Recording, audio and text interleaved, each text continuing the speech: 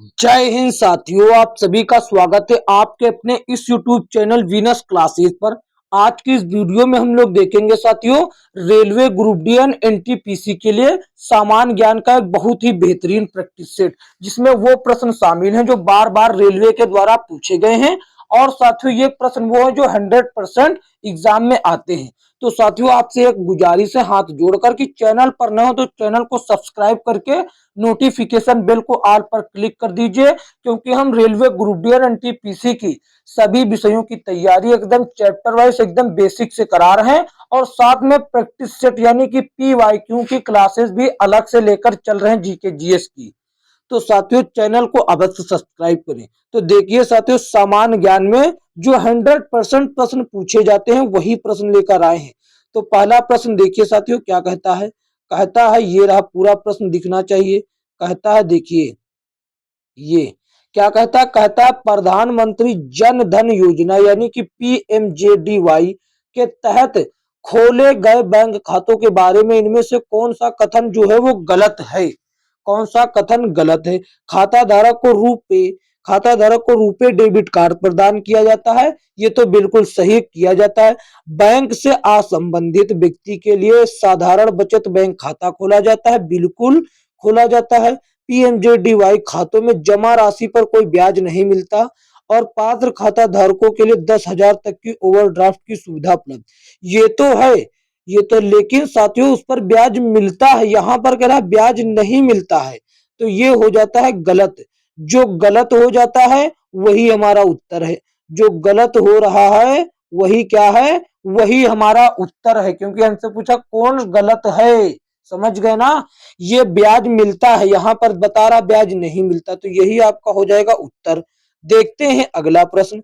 अगला प्रश्न ये रहा साथियों, क्या कहता है। कहता है लैब्राडोर सागर और भूमध्य सागर किस महासागर का हिस्सा है।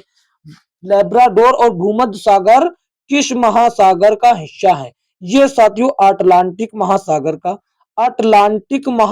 का हिस्सा है, समझ गए। किसका, अटलांटिक महासागर का। और आपको हम बता दें लैब्राडोर सागर और भूमध्य सागर, लैब्राडोर सागर जो है ये साथियों कनाडा के उत्तर पूर्व में ग्रीनलैंड और कनाडा के मध्य में स्थित है। जबकि भूमध्य सागर जिब्राल्टर जल डमरू मध्य के द्वारा अटलांटिक महासागर से जुड़ा हुआ है।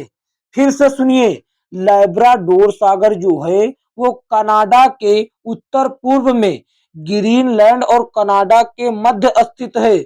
जबकि भूमध्य सागर जो ये भूमध्य सागर है ये जिब्राल्टर, क्या साथियों, जिब्राल्टर जल डमरू मध्य के द्वारा अटलांटिक महासागर से जुड़ा हुआ है। ऑप्शन डी हो जाता है आपका सही जवाब। देखते हैं अगला प्रश्न। ये क्या कहता है, प्यूर्टो रिको खाई निम्नलिखित में से किस महासागर में स्थित। खाई को गर्त भी कहा जाता है, गर्त भी आप कह सकते हैं। प्यूर्टो रिको गर्त या खाई विश्व की सबसे गहरी जो कि दूसरे नंबर पर है वो गहरी सागरीय गर्त यानी कि खाई है। ये किस भैया महासागर में स्थित है ये आपको बतलाना है। ये स्थित है, ये भी अटलांटिक महासागर में स्थित है। तो अब आप कहेंगे सर सबसे गहरी जो नंबर 1 पर है वो कौन सी है। वो नंबर 1 पर जो है वो कौन सा है, वो है मेरियाना गर्त। लिखा इसकी अधिकतम गहराई 8648 मीटर है। जबकि विश्व की सबसे लंबी गहरी खाई मेरियाना है। कौन, मेरियाना गर्त। मेरियाना गर्त जो है ये विश्व का सबसे लंबा गहरी खाई है, जिसकी गहराई कितनी 11,034 मीटर गहरी है, जो कि प्रशांत महासागर में स्थित है। देखते हैं अगला प्रश्न। अगला प्रश्न ये रहा, क्या कहता है। कहता मुगल साम्राज्ञी नूरजहां द्वारा उनके पिता की याद में बनवाया गया इतमादुद्दौला का मकबरा। इतमादुद्दौला को साथियों क्या कहा जाता है। इतमादुद्दौला को और किस नाम से जाना जाता है ये आपको बतलाना। इनको कहा जाता है मिर्जा गियास। क्या, मिर्जा मिर्जा गियास मिर्जा गियास बेग के नाम से भी जाना जाता है। इतमादुद्दौला का मकबरा जो कि कहां पर है, ये आगरा में स्थित है। ऑप्शन ए सही जवाब हो जाता। कहाँ स्थित है? आगरा में स्थित है। देखते हैं अगला प्रश्न। अगला प्रश्न ये रहा, क्या कहता है? कहता उपभोक्ता संरक्षण अधिनियम 2019 के तहत निम्न में से किसे उपभोक्ता कहा जाता है या माना जाता है? तो देखिए, उपभोक्ता संरक्षण अधिनियम 2019 के अनुसार उपभोक्ता वो होता है, उपभोक्ता वो व्यक्ति होता है जो प्रतिफल के एवज में किसी भी माल या सेवाओं की खरीदारी करके उसकी आपूर्ति करता है। माल या सेवाओं की खरीदारी करके उसकी आपूर्ति करता है। तो ऑप्शन ए में देखिए यही चीज दी गई है। ऑप्शन ए हो जाता है सही जवाब। बाकी देखिए, उसको मुफ्त में थोड़ी मिलेगा, वो खरीदेगा, वही कहलाएगा उपभोक्ता। सेवाओं का तहत लाभ नहीं उठाता, वो खरीदा तो लाभ काहे उठाएगा। पुनर्विक्रय नहीं करता है, ये सभी गलत हो जाते हैं, जबकि ऑप्शन ए एकदम सही होता है। देखते हैं अगला प्रश्न। अगला प्रश्न ये रहा, क्या कहता है? भारतीय जनता पार्टी की स्थापना किस वर्ष हुई? ये 1980 में हुई। 1980 में बीजेपी की स्थापना हुई। किसने की ये आपको बताना है। किसने किया इसकी स्थापना वो आपको बतलाना है। देखते हैं अगला। अगला ये रहा, कहता निम्न में से किस राष्ट्रीय आंदोलन में पहली बार बड़े पैमाने पर महिलाओं की भागीदारी देखी गई? ये साथियों सविनय अवज्ञा आंदोलन में साथियों पहली बार महिलाओं की इस बड़ी संख्या में भागीदारी देखी गई। बहुत अधिक मात्रा में इसमें महिलाओं की संख्या थी। इसमें सविनय अवज्ञा आंदोलन में। ऑप्शन सी हो जाता सही जवाब। देखते हैं अगला प्रश्न। अगला प्रश्न ये रहा, क्या कहता है? कहता है कि प्रोटोजोआ किस रोग का रोग कारक होते हैं, ये बताना है। पोलियो, मलेरिया, यक्ष्मा, अंतज्वर। तो प्रोटोजोआ के कारण होने वाला रोग जो है ये होता है मलेरिया। ये प्रोटोजोआ के कारण होने वाला रोग है साथियों। तो देखिए, ये प्लाज्मोडियम वाइवैक्स प्रोटोजोआ के कारण होता है, जबकि पोलियो, यक्षमा या तापेदिक, इसको टीबी कहा जाता है। आंतज्वर यानी कि टाइफाइड। तो देखिए, पोलियो किसके द्वारा होता है? पोलियो किसके द्वारा होता है? पोलियो रोग जो है वायरस के कारण होता है, जबकि टीबी टीबी या फिर तापेदिक यक्षमा या फिर साथियों या फिर क्षय रोग जिसको कहा जाता है, ये साथियों माइक्रोबैक्टीरियम ट्यूबरकुलोसिस नामक वायरस से होता है। आंत्रज्वर या कि टाइफाइड साल्मोनेला टाइफी नामक वायरस से होता है। देखते हैं अगला प्रश्न। ऑप्शन बी होता है इसका सही जवाब। अगला प्रश्न ये रहा, कहता है मिट्टी की सबसे निचली परत को क्या कहा जाता है? निचली परत को भैया सैल कहा जाता है। मिट्टी की परतों को सैल कहा जाता है, लेकिन निचली सैल है तो उसको तल सैल कह देंगे। सबसे नीचे की सैल है तो उसको तल सैल कह देंगे, या फिर आधारशिला भी कह देंगे। आधार सैल नहीं कहेंगे, आधार शिला कह सकते हैं। आधार शिला कह सकते हैं, लेकिन आधार सैल नहीं कहेंगे। समझ गए? आधार शिला कह सकते हैं, लेकिन आधार सैल नहीं कहेंगे। सबसे निचली परत को तल सैल कहते हैं, या आधार शिला कह सकते हैं, लेकिन आधार सैल नहीं कहेंगे। ये याद रखिएगा। ऑप्शन सी होता है इसका सही जवाब। देखते हैं अगला प्रश्न। अगला प्रश्न ये रहा, तंजावुर का बृहदीश्वर मंदिर, जिसे पेरिया कोइल या बड़ा मंदिर भी कहा जाता है, किस भारतीय राज्य में स्थित है? कर्नाटक, तमिलनाडु, महाराष्ट्र, केरल। ये साथियों तमिलनाडु के तमिलनाडु के तंजावुर में भैया स्थित है। तमिलनाडु के तंजावुर जिले में स्थित है जो साथियों बृहदेश्वर मंदिर है, जिसको पेरिया कोइल या फिर बड़ा मंदिर भी कहा जाता है। ये साथियों इसकी निर्माण किसने करवाया? इसका निर्माण चोल शासक, कौन? चोल शासक राजा राज ने करवाया। चोल शासक राजा राज ने करवाया था। और साथियों बात करें या यूनेस्को की विश्व धरोहर स्थल में शामिल है। ऑप्शन बी हो जाता है इस प्रश्न का सही उत्तर। देखते हैं अगला प्रश्न। अगला प्रश्न ये रहा, कहता है कि बाबर ने कौन सी नाम की युद्ध पद्धति की शुरुआत की, जिसमें सेना को विभिन्न डिवीजनों में विभाजित कर दिया जाता था ताकि दुश्मन को हर तरफ से घेरा जा सके? चारा, खुम्स, अरब, तुलुगमा। तो बाबर के द्वारा तुलुगमा युद्ध नीति का भैया शुरुआत किया गया। शुरुआत की गई, जिसमें दुश्मन को हर तरफ से यानी कि चारों ओर से घेरा जा सकता था। और इसमें साथियों इस युद्ध नीति के तहत बाबर अपनी कम सेना होने के बावजूद भी युद्ध जीत लेता था। जैसे कि पानीपत के प्रथम युद्ध में उसने इस नीति का पहली बार इस्तेमाल किया और साथियों अपनी कम सेना होने के बावजूद भी साथियों उसने युद्ध जीत लिया। ऑप्शन डी हो जाएगा सही जवाब। देखते हैं अगला प्रश्न। अगला प्रश्न ये रहा, कहता है भारतीय रिजर्व बैंक के संबंध में निम्नलिखित में से कौन सा कथन सही नहीं है। कौन सही नहीं है, ये नहीं शब्द का विशेष ध्यान रखिएगा। कहता आरबीआई जो है विदेशी मुद्रा भंडारण संरक्षक है। बिल्कुल सही है, विदेश से मुद्रा भी ग्रहण करता है और उसका भंडार भी है। ऑप्शन ए तो एकदम सही है। ये दूसरा देखते हैं, आरबीआई सरकार का बैंकर है। बिल्कुल ये सरकारी बैंक है, वो भी सरकार का बैंक है। यही नोटों की छपाई करता है, पैसा का छपाई इसी बैंक के माध्यम से होता है। और कहता आरबी तीसरा देखिए, आरबीआई जो है बैंकर का बैंक है, ये बैंकों का बैंक भी है। साथियों इसी से जो छोटे या प्राइवेट बैंक है इसी बैंक से लोन भी लेते हैं, तो ये बैंकों का बैंक भी कहलाता है। और जब तीन सही हो गए तो ये भैया डी वाला बचा, यही ना गलत होगा, यही गलत होगा। ये कहता है आरबीआई केंद्र सरकार के लिए वार्षिक बजट तैयार करता है। वार्षिक बजट तैयार करना ये वित्त मंत्रालय का काम है, ये आरबीआई का काम नहीं है, ये वित्त मंत्रालय का काम है। तो ये हो जाता है गलत। जो गलत है वही आपका उत्तर होगा। उत्तर ऑप्शन डी आपका होगा सही जवाब। देखते हैं अगला प्रश्न। अगला प्रश्न ये रहा, क्या कहता है। कहता है भारी उद्योग और सार्वजनिक उद्यम मंत्रालय द्वारा जारी दिशा निर्देश के अनुसार महारत्न का दर्जा प्राप्त करने हेतु पात्र होने के लिए केंद्रीय सार्वजनिक क्षेत्र के उद्यम को निम्नलिखित में से कौन सी शर्त को पूरा करना चाहिए।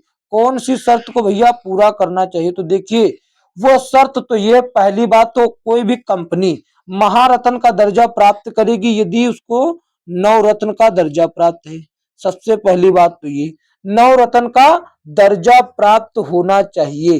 ठीक, सबसे पहली बात तो ये है कि उसको नवरत्न का दर्जा प्राप्त हो और उसको साथियों क्या हो, नवरत्न का पहली बात तो ये हो कि उसे नवरत्न का दर्जा प्राप्त हो। दूसरी शर्त ये है कि वो अंतिम 3 वर्ष में 25 करोड़ 25,000 करोड़ सीआर लिख दे करोड़ में, 25,000 करोड़ का भैया से अधिक होना चाहिए। उसका 25,000 करोड़ से अधिक व्यवसाय होना चाहिए। तो देखिए सभी में 5 वर्ष दिया गया, ये हो जाएंगे गलत। यहाँ पर देखिए ऑप्शन डी में नवरत्न का दर्जा प्राप्त हो, इसके साथ हमारा उत्तर सही हो जाएगा ऑप्शन डी। सबसे पहला शर्त तो है उसको नवरत्न का दर्जा प्राप्त हो। दूसरा शर्त है कि अंतिम 3 वर्ष में उसने 25,000 करोड़ का व्यवसाय किया हो। ऑप्शन डी सही जवाब हो जाएगा। देखते हैं अगला प्रश्न। अगला प्रश्न ये रहा, क्या कहता है, ये भी प्रश्न बेहतरीन है। ऐसे ही प्रश्न एग्जाम में बनते हैं। कहता निम्नलिखित में से किस बाघ अभ्यारण्य को 10 वर्षों के लक्ष्य के स्थान पर 4 वर्षों में बाघों की संख्या को दोगुना करने के लिए नवंबर में पहला अंतरराष्ट्रीय TX2 प्रदान किया गया। ये पुरस्कार का नाम है, अंतरराष्ट्रीय पुरस्कार TX2 प्रदान किया गया। कार्बोनेट अभ्यारण्य, बुक्सा बाघ अभ्यारण्य, कान्हा बाघ अभ्यारण्य, पीलीभीत बाघ अभ्यारण्य। तो देखिए ये पीलीभीत बाघ अभ्यारण्य है। इससे कहा गया था कि आप 10 वर्षों में बाघों की संख्या दोगुनी कर दो। कितने वर्षों में, 10 वर्षों में बाघों की संख्या दोगुनी कर दो। लेकिन इसने क्या किया, इसने 4 वर्षों में ही बाघों की संख्या को दोगुनी कर दी भैया, बाघों की संख्या को दुगनी कर दी, जिस कारण इसको TX2 जो कि अंतरराष्ट्रीय पुरस्कार है इससे सम्मानित किया गया। ये उत्तर प्रदेश में है साथियों, पीलीभीत बाघ अभ्यारण्य। देखते हैं अगला प्रश्न। अगला प्रश्न ये रहा साथियों, क्या कहता है। कहता है फारसी इतिहासकार ने मुस्लिम सुल्तानों का वर्णन इस रूप में किया। किस रूप में किया ये आपको बता, ईश्वर के शागिर्द, ईश्वर के अवतार, ईश्वर की छाया, ईश्वर के अनुयायी। तो उन्होंने साथियों मुस्लिम सुल्तानों का वर्णन ईश्वर की छाया या ईश्वर के प्रतिबिंब के रूप में किया। ऑप्शन सी हो जाता है सही जवाब। देखते हैं अगला प्रश्न। अगला प्रश्न ये रहा साथियों, क्या कहता है? कहता है गीता रहस्य पुस्तक किसने लिखी? जो म्यांमार की मांडले जेल में उनके द्वारा भगवत गीता पर लिखी गई एक टीका है। तो साथियों, गीता रहस्य पुस्तक बाल गंगाधर तिलक के द्वारा लिखी गई, जो बर्मा, इस समय तो बर्मा कहा जाता है, यह म्यांमार के मांडले जेल में लिखी गई थी। ये बाल गंगाधर तिलक के द्वारा लिखी गई थी। ऑप्शन बी हो जाएगा सही जवाब। देखते हैं अगला प्रश्न। अगला प्रश्न ये रहा, क्या कहता है? कहता है कि किसी द्रव का उसके क्वथनांक के कम किसी भी तापमान पर गैस में परिवर्तन किस नाम से जाना जाएगा? भैया, कोई भी द्रव गैस में परिवर्तन कब होगा? जब वह भाप बनकर उड़ने लगेगा, यानी कि उसका वाष्प यानी कि बाष्पीकरण होगा। ऑप्शन डी हो जाएगा सही जवाब। देखते हैं अगला प्रश्न। अगला प्रश्न ये रहा, कहता किस संशोधन अधिनियम के अनुसार बेटे और बेटियों और उनकी माताओं को पारिवारिक संपत्ति में बराबर हिस्सा प्रदान किया गया? ये साथियों हिंदू उत्तराधिकार संशोधन अधिनियम 2005 के तहत साथियों बेटे बेटियां और उनकी माताओं को पारिवारिक संपत्ति में बराबर हिस्सा प्रदान करने का फैसला किया गया था। ऑप्शन सी हो जाता है सही जवाब। देखते हैं अगला प्रश्न। अगला प्रश्न ये रहा, क्या कहता है? कहता निम्नलिखित में से कौन सी स्थिति चाय बागानों को नुकसान पहुंचा सकती है? यदि साथियों तापमान 35 सेल्सियस डिग्री से अधिक गया तो ये साथियों यदि अधिक गया 35 से, तो ये चाय बागानों को बहुत नुकसान पहुंचाएगा। बाकी ये छाया और 150 से 300 के सेंटीमीटर के बीच वर्षा और गर्म और आर्द्र जलवायु, ये सभी उसके लिए बेहतर है और ठीक है।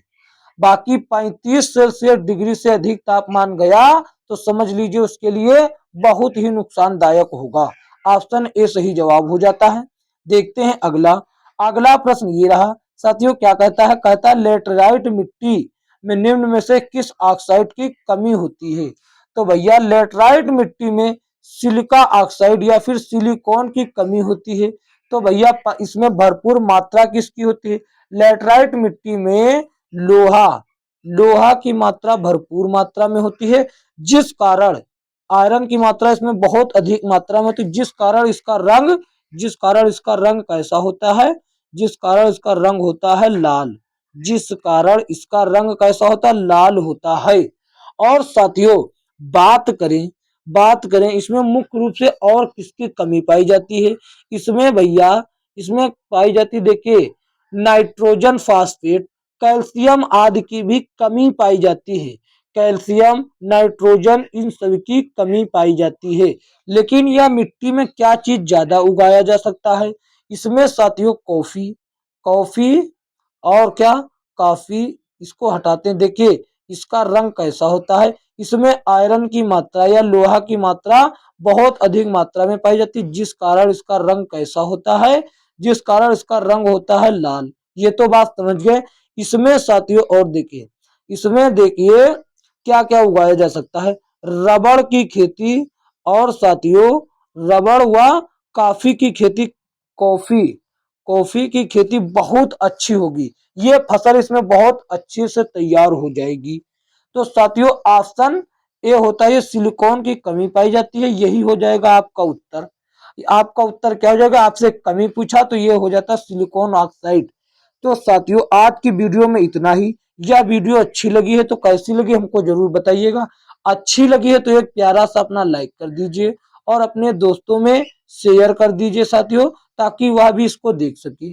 और साथियों चैनल पर नए तो चैनल को सब्सक्राइब करके नोटिफिकेशन बेल को ऑल पर क्लिक कर दे, ताकि आने वाली वीडियो का नोटिफिकेशन आप तक पहुंच सके। साथियों बात करें इसके